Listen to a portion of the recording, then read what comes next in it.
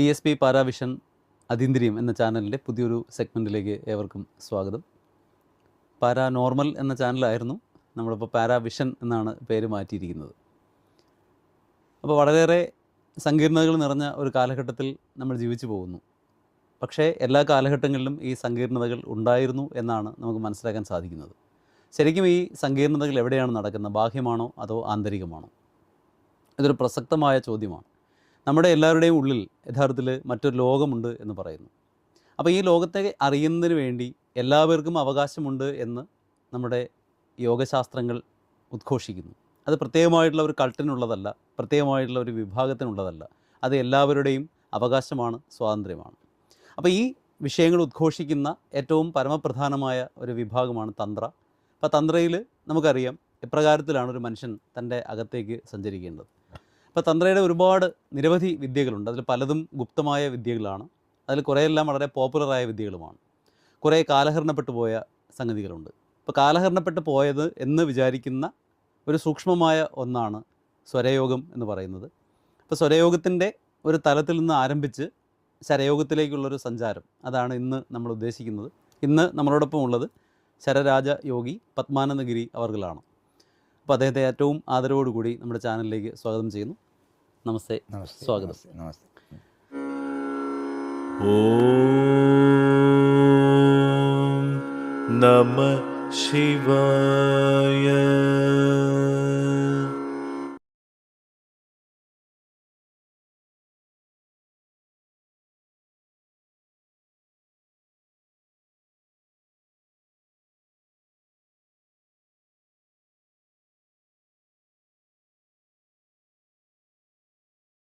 ഇപ്പോൾ ഈ പറഞ്ഞതുപോലെ നമ്മൾ ഈ ജീവിച്ചിരിക്കുമ്പോൾ, അപ്പോൾ യഥാർത്ഥത്തിൽ ഞാൻ ആര് എന്നൊരു ചോദ്യം നോർമലായ ഒരു മനുഷ്യന് ഉണ്ടാകണമെന്നില്ല. പക്ഷേ കുറച്ചുകൂടി ഉയർന്നൊരു തലത്തിലേക്ക് ജീവിതത്തിനെ കണ്ടു തുടങ്ങുമ്പോൾ, ഭൗതികതയുടെ ഈ കെട്ടുപാടുകളിൽ നിന്ന് അകന്ന് ഇതിൻ്റെ അപ്പുറത്തോട്ട് മാറി നിന്ന് ഒരു നിമിഷമെങ്കിലും നമ്മൾ ചിന്തിക്കുമ്പോൾ, പലപ്പോഴും നമ്മൾ പറയാറുണ്ട്, എന്തുകൊണ്ട് എനിക്കിത് വരുന്നു, എന്തിനാണ് ഞാനിത് അനുഭവിക്കേണ്ടത് എന്നിങ്ങനെ പലപ്പോഴും പറയാറുണ്ട്. അപ്പോൾ ആ ഒരു യാത്ര നമ്മൾ തുടങ്ങുമ്പോൾ യഥാർത്ഥത്തിൽ നമ്മൾ ഉയർന്നൊരു തലത്തിലേക്ക് സഞ്ചരിക്കുന്നു, അല്ലെങ്കിൽ അത് സാധാരണക്കാരന് സംഭവിക്കുന്നതല്ല, സാധാരണ ലെവലിൽ നിന്ന് കുറച്ചുകൂടി ഉയർന്ന ലെവലിലേക്ക് പോകുന്നു എന്ന് പറയുന്നു. അപ്പോൾ ഈ ഒരു തലത്തിലേക്ക് പോകുമ്പോൾ ഞാൻ ശരീരമല്ല, ഞാനെന്ന് പറയുന്നത് ഈ കാണുന്ന ഒന്നുമല്ല, ഇതിൻ്റെ അപ്പുറത്തുള്ള മറ്റെന്തോ ആണ് എന്നൊരു തിരിച്ചറിവ് സ്വാഭാവികമായിട്ടും ഉണ്ടാകുന്നു. അത് പലപ്പോഴും സ്വപ്നത്തിൽ നമ്മളതിനെ അനുഭവിക്കുന്നുമുണ്ട്. അപ്പോൾ ഈ ഒരു തലം യഥാർത്ഥത്തിൽ നമുക്കതിനെ അതീന്ദ്രിയ തലമെന്നോ അല്ലെങ്കിൽ മറ്റേതെങ്കിലും ആന്തരികമായ തലമെന്നോ ഒക്കെ പറയാൻ പറ്റും. അപ്പോൾ ഈ തലത്തിലേക്ക് നമ്മളെ എത്തിക്കുന്ന ഒരേ ഒരു കാര്യമെന്ന് പറയുന്നത് ശ്വാസം അല്ലെങ്കിൽ ശ്വസനമാണ്. അപ്പോൾ അതുകൊണ്ട് തന്നെ നമ്മുടെ മൂക്കിനെ സാധാരണയായിട്ട് പറയാറുണ്ട് gate to the inner world എന്ന് പറയാറുണ്ട്. അപ്പോൾ എങ്ങനെയാണ് നമ്മൾ ഏറ്റവും നിസ്സാരമെന്ന് കണക്കാക്കി കളയുന്ന ശ്വാസം, സാധാരണയായിട്ട് ജലദോഷം വരുമ്പോൾ മാത്രമാണ് നമ്മൾ ശ്വാസത്തെക്കുറിച്ച് ചിന്തിക്കുന്നത്.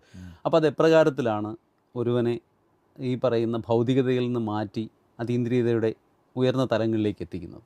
ഓക്കെ, അതായത് പറഞ്ഞു വന്നത് ഏറ്റവും വലിയ വിഷയങ്ങളെക്കുറിച്ച് അങ്ങ് സംസാരിക്കുന്നത്. അതെന്ന് പറഞ്ഞാൽ നമുക്കിന്ന് ഭൂമിയിൽ ജനിക്കുന്ന സകല മാനവർക്കും, അതായത് ഒരു പുൽക്കൊടിയിൽ നിന്ന് മനുഷ്യൻ വരെയുള്ളത് 6 അറിവുകളെന്ന്. അപ്പോൾ ഒരറിവുള്ള ജീവിയിൽ നിന്ന് 6 അറിവുള്ള ജീവി വരെയും നിങ്ങളുടെ ഉള്ളിലൊരു ജ്ഞാനമുണ്ട് എല്ലാത്തിനും. അപ്പം ഞാൻ ആരെന്നുള്ള ചോദ്യം ആ ജ്ഞാനത്തിൽ തന്നെയുണ്ട്. ഫസ്റ്റ് ഞാൻ അവിടെ തുടങ്ങാം. ജ്ഞാനം എന്ന് നമ്മൾ എഴുതുന്ന ജ ഞ ന അം. ഓക്കെ, ജ എന്നത് ജനനത്തെയും, മുൻപുണ്ടായിരുന്ന നമ്മൾ ജനിച്ചത്. അം എന്നത് ഒടുക്കത്തെയും സൂചിപ്പിക്കും. അപ്പോൾ അത് പൂർവകർമ്മം. ഇപ്പം നടക്കുന്നത് ഞാൻ, ലാസ്റ്റിൽ അമ്മാകും, ഒടുങ്ങും. അപ്പോൾ മൊത്തത്തിൽ ഇതിലേതായിരിക്കുന്നതെന്ന് മനസ്സിലാകും നിങ്ങൾക്ക്. ആദ്യത്തെ ജ കട്ട് ചെയ്ത് കള, ജനനത്തെ കട്ടി, ഒടുക്കത്തെയും കട്ടി, ജ്ഞാന വരും. ജ്ഞാന അതിനെ നേരെ നിർത്താൻ, ശ്വാസത്തെ എടുത്ത് നേരെ മേൽ നോക്കി നിർത്താൻ കഴിവുണ്ടായി ഈ ഞാനായ ഒരു വര മേളിലോട്ടിട്ട ഞാനായി അങ്ങനെ അറിയാൻ പറ്റും. അപ്പം അതിനേറ്റവും പരമപ്രധാനം, നമ്മൾ പുറത്തേക്ക് വരുന്ന 10ാം മാസം പുറത്തേക്ക് എടുത്ത് വെളിയിൽ വരുമ്പോൾ നമുക്കിതിനകത്ത് 2 ഹോളുണ്ട്, ഉൾനാക്കിനും ബാക്കിൽ. ഈ 2 ഹോള് അതിൽ കൂടെ അകത്തിരിക്കുമ്പോൾ ശ്വസനക്രിയ നടത്തുന്നത്. എന്ന് പറഞ്ഞാൽ അമ്മയിൽ നിന്നും വരുന്ന ഊർജത്തെ എടുത്ത് ജീവിക്കും. പുറത്ത് വരുമ്പോൾ ഈ ഹോൾ അടയണം. അടഞ്ഞിട്ട് വാ കൊണ്ട് കരയുമ്പോഴാണ് അത് അടയുന്നത്. വാ കൊണ്ട് കരഞ്ഞ് അതടച്ചിട്ട് മൂക്ക് തുറക്കും. ആദ്യം എടുക്കുന്നത് കർമ്മ. ഫസ്റ്റ് ശ്വാസമാണ് നിങ്ങളുടെ ആദ്യത്തെ കർമ്മം. അപ്പം നിങ്ങളുടെയൊക്കെ ചോദിക്കും, എന്താണ് നിങ്ങൾ ഭൂമിയിൽ വന്നതെന്ന് ചോദിച്ചാൽ നിങ്ങൾക്ക് ഉത്തരവില്ല. കാരണം ഈ അറിവില്ലാത്ത പ്രായമല്ല, അത് അറിവുണ്ട്. ഇന്റേണലി ഇരുന്ന ജ്ഞാനമെല്ലാം പുറത്തേക്ക് വന്നപ്പോൾ അടച്ചു നമ്മൾ. ഇത് ഓപ്പൺ ആയിരുന്നപ്പോൾ എല്ലാം കാണാൻ പറ്റി, ഇത് അടച്ചപ്പോൾ കാണാൻ പറ്റുന്നില്ല. ഇതാണ് ഇതിൻ്റെ സീക്രട്ട്. അതുകൊണ്ടാണ് പറയുന്നത് ഏറ്റവും വലിയൊരു വിദ്യ കേജരി വിദ്യ. ഇതിനെ ഓപ്പൺ ചെയ്യണം വീണ്ടും. അപ്പോൾ അത് ഓപ്പൺ ചെയ്യണമെങ്കിൽ എന്ത് വേണം? ശ്വാസം വേണം. അപ്പോൾ നിങ്ങൾ ആദ്യം പഠിക്കേണ്ടത്, ഒരു മനുഷ്യൻ ഈ ഭൂമിയിൽ എന്ത് വേണമെങ്കിലും നേടിവെക്കാം. സ്വത്ത്, പണം, പ്രസക്തി, എന്തും ഭൂമിയിലെല്ലാം നേടി നമ്മൾ സന്തോഷിക്കാം. ഇതെല്ലാം അനുഭവിക്കണമെങ്കിൽ എന്ത് വേണം? ശ്വാസം വേണം. ഈ ശരീരം ഇരുന്നിട്ട് വേറെ പ്രയോജനമൊന്നുമില്ല. അപ്പോൾ ഇതാണ് നമ്മുടെ സമ്പത്ത്, നമ്മുടെ കർമ്മം ഇതാ. ഇതിനെ എങ്ങനെ നമുക്ക് മെരുക്കിയെടുക്കാം? ഇപ്പോൾ ഉദാഹരണത്തിന് ഒരു ദിവസം നമുക്ക് 21,600 ശ്വാസം ഓടുന്നു. എന്തിനാ നമുക്കതിൻ്റെ ആവശ്യം എന്ന് ചിന്തിച്ചിട്ടുണ്ടോ ആരെങ്കിലും?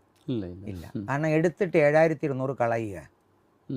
അപ്പോൾ 7,200 നിങ്ങൾ കളയുമ്പോൾ എന്ത് നടക്കുന്നു? 3 ദിവസം കളയുമ്പോൾ ഒരു ദിവസത്തെ ആയുസ് കുറയുക.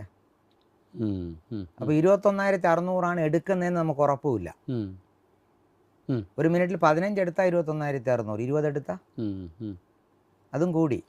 അപ്പോൾ 3 ദിവസം എന്നുള്ള 2 ദിവസമാകും ആയുസ്. അങ്ങനെ നമുക്ക് നമ്മുടെ ആയുസ്സിനെ നമ്മൾ കുറച്ചു കൊണ്ടിരിക്കുന്നു. അപ്പോൾ അതിന് ഏറ്റവും വലിയ കാരണം ശ്വാസത്തെ അറിയുന്നില്ല. ബാക്കി എല്ലാ വിദ്യാഭ്യാസവും ഉണ്ട്, ശ്വാസത്തെ അറിയാനൊരു വിദ്യാഭ്യാസവും ഇല്ല. അത് പറയുന്നത് എന്തെന്ന് പറഞ്ഞാൽ, ആധുനികവും പറയുന്നു അത് നടക്കേണ്ടതാ, ഇല്ല നടത്തേണ്ടതാ. നമ്മൾ അറിയാതെ നമ്മളുള്ളിലൂടെ എടുക്കുന്നു. ഈ ഹൃദയം പ്രവർത്തിക്കുമ്പോൾ ഒരു മൂവിങ് ഉണ്ടാകും. അതിന് പ്രവർത്തിക്കുന്നതിൻ്റെ പേര് പ്രാണ എന്ന. മരിച്ച ആളെ നമ്മൾ എന്ത് പറയും? പ്രാണൻ പോയെന്ന് പറയും. ഈ പ്രാണൻ പോയി, പക്ഷെ ആളെവിടെയുണ്ട്? എന്തിനാ 3-ാം നാൾ വരെ ആ ബാഡി നശിക്കാത്ത? 3-ാം ദിവസമാണത് അത് ക്രമിച്ചോടാം. അത് കാരണം അതിനകത്തിരിക്കുന്ന ധനഞ്ജയൻ എന്ന വായു 3-ാം നാൾ ഇതെല്ലാം നശിപ്പിച്ചിട്ട് പൊട്ടി പുറത്തു പോകും. ചിലതിലൊക്കെ 16-ാമത്തെ ദിവസമാണ് ധനഞ്ജയൻ പോകുന്നത്. 3-ാം ദിവസം നിങ്ങൾ ഏത് ശാസ്ത്രത്തിലും ഈ ചുമ്മാ വിഡിത്തം വിളമ്പ ആളുകൾ കാണും. 3-ാം നാൾ, അതിനപ്പുറത്തോട്ടില്ല. 3-ാം നാൾ ധനഞ്ജയൻ പോകും. അതെന്തുകൊണ്ടെന്ന് പറഞ്ഞാൽ 3-ാം നാളിന് അടിവരായിട്ട് പറയാൻ കാര്യം, നമുക്ക് ഫസ്റ്റ് ഇടകലയിൽ വന്നു, ഇടകല പൊട്ടും, തീർന്നു. 2-ാം ദിവസം പിങ്കല ഔട്ടാവും. 3-ാം ദിവസം ചുഴിമുന പോകും, സുഷ്മനാകാന്ഡം. ഈ സുഷ്മനാകാന്ഡം കണക്ട് ചെയ്തിരിക്കുന്നത് നമ്മുടെ കോക്കസ് എന്ന് പറയുന്നതിൻ്റെ ലാസ്റ്റ് എൻഡിൽ ഒരു ചെറിയ അസ്ഥി കഷ്ണം ഇരിപ്പുണ്ട്. അതാണ് നമ്മുടെ ചിപ്പ്. അതിനാണ് അസ്ഥി ഒഴുക്ക് നടത്തുന്നത്. അതിലൂടെ ഇവൻ പ്രയാണം ചെയ്യും. തീർന്നു. അത് തീർന്നു കഴിഞ്ഞാൽ അതിലങ്ങ് ഒതുങ്ങും. അതിലൊതുങ്ങി തീർന്നാൽ നമ്മുടെ കർമ്മത്തെ അതിൽ നിക്ഷിപ്തമാക്കിയിട്ട് ആള് പോയി. ഇനി ഇത് കുറേശ്ശെ നശിച്ചു പോകും. അപ്പോൾ ഇത് നടക്കാതിരിക്കണമെങ്കിൽ ഫസ്റ്റ് ഞാൻ എന്താണ്, ഞാൻ എന്തിനായി ഭൂമിയിൽ വന്ന് എന്നറിയണം. അപ്പോൾ അതിനറിയേണ്ട ഒരൊറ്റ കാര്യം പറയാം. നമുക്ക് ആദ്യം അറിയേണ്ട ഒരു വിഷയം സ്വരമോ ശരമോ. സ്വരത്തിലൂടെ തുടങ്ങാം. സ്വരമാണോ ശരമാണോ? ഇതിനെ ഒരു ടോപ്പിക്ക് തന്നെ പറഞ്ഞു കഴിഞ്ഞാൽ, കാരണം അങ്ങ് ശ്വാസത്തെക്കുറിച്ച് പറയുമ്പോൾ നമ്മളിപ്പം യഥാർത്ഥത്തിൽ ഈ ശ്വാസം ഉള്ളിലേക്ക് എടുക്കുന്നു, തിരിച്ച് നമ്മൾ വിടുന്നു. അപ്പോൾ ആ സമയത്ത് നമ്മൾക്ക് ഇങ്ങനെ ഒരു നാദം ഉണ്ടാകുന്നു എന്ന് കേട്ടിട്ടുണ്ട്. അതായത് സോ എന്നും ഹമ്മെന്നും പറയുന്നുണ്ടൊരു നാദം ഇങ്ങനെ. ഓക്കെ, അതൊരു വിദ്യയാണ്. അതെ. അപ്പോൾ ഇത് നമുക്ക് ഏറ്റവും വലിയ വിജയം എന്ന് പറയാമോ, നമ്മളെക്കുറിച്ച് അറിയുന്നു. അതെ. ഇപ്പോൾ 84 ലക്ഷം യോനികളിൽ ജനിച്ച പൂർണ്ണത വരുത്തേണ്ടതെന്ന് പറയും. അപ്പോൾ 69 ലക്ഷം യോനികളിൽ ജനിച്ചതിന് ശേഷം മാത്രമേ മനുഷ്യനാകുന്നുള്ളൂ. ഫസ്റ്റ് 7 പിറപ്പ് എന്ന് പറയും, 7 വിധമായ ജന്മങ്ങൾ.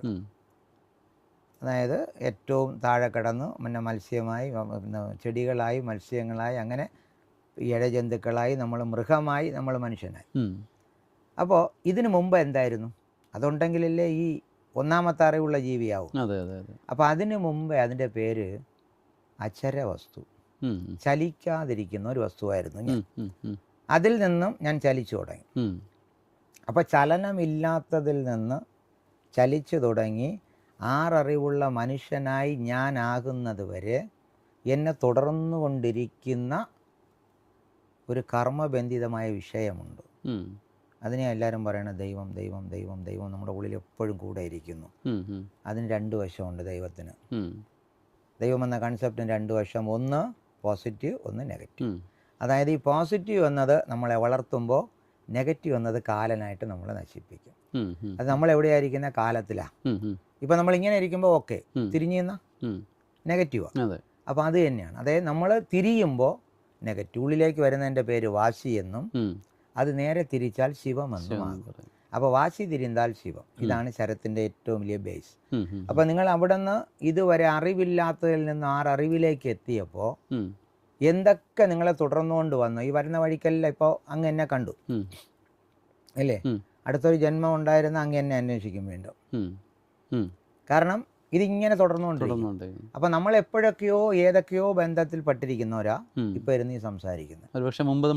ഇങ്ങനെ ഇരുന്നാൽ ഇതല്ല, ഇതിനേക്കാൾ അപ്പുറത്തോട്ടിരുന്നവരാ. അപ്പം നമ്മൾ എന്തുകൊണ്ടാണ് ഇപ്പം ഇവിടെ ഇരിക്കുന്നത്? നമുക്കിനി പൂർത്തീകരണമുണ്ട്. ഇതിലൂടെ നമുക്ക് അവസാനിക്കാൻ എന്തൊക്കെയോ ഉണ്ട്. നമുക്ക് കൊടുക്കേണ്ട സന്ദേശങ്ങൾ ആർക്കൊക്കെയോ ഉണ്ട്. അതെല്ലാം കൂടെ നമ്മൾ വിളമ്പുന്നത് ഈ വേദിയിലാണ്. ഇപ്പം അങ്ങ് ഇപ്പോൾ ചോദിച്ച നമുക്ക് നമ്മുടെ ജീവിതത്തിൽ ശരം എങ്ങനെ ഉപയോഗിക്കണം, അതിന് വളരെ പ്രസക്തിയുണ്ട്. കാരണം ഒരു മനുഷ്യൻ രാവിലെ എണീറ്റു വൈകുന്നേരം വരെ ഇങ്ങനെ പ്രവർത്തിച്ചുകൊണ്ട് നടക്കുക. ഞാൻ നേരത്തെ പറഞ്ഞു 1 മിനിറ്റിൽ 15 ശ്വാസം. എന്തിനാ ഈ 15 ശ്വാസം എടുക്കണേന്ന് ആർക്കറിയാം? ആധുനിക വൈദ്യശാസ്ത്രം എടുത്താൽ 3 മിനിറ്റ് ശ്വാസം എടുക്കാതെ ഇരുന്നാൽ 3 മിനിറ്റ് കഴിഞ്ഞാൽ മരിക്കും.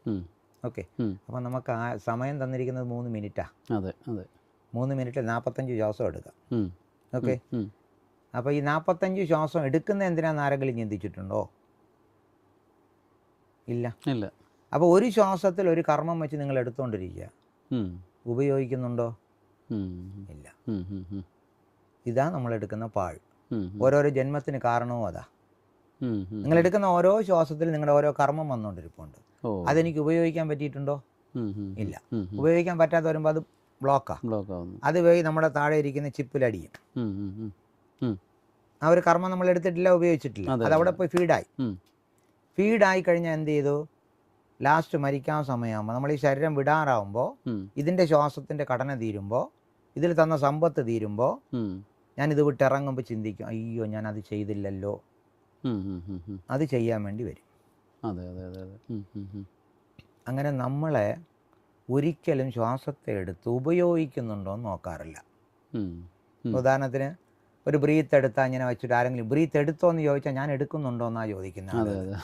സ്വാഭാവികമല്ലേ? ഇതില്ല, നമ്മൾ അറിഞ്ഞെടുക്കണം.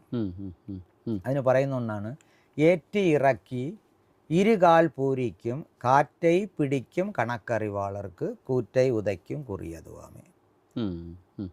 അതായത് ഒരു ശ്വാസത്തെ എടുക്കാനും അത് ഉപയോഗിച്ചിട്ട് പുറത്ത് കളയാനും കഴിവുള്ള ഒരാൾ, അതിനെ മനസ്സിലാക്കാൻ കഴിവുള്ള ഒരാൾക്ക് മാത്രമേ ഈ ശരീരം എപ്പോൾ വെടിയണമെന്ന് പുള്ളിയാ തീരുമാനിക്കുന്നത് എന്ന്.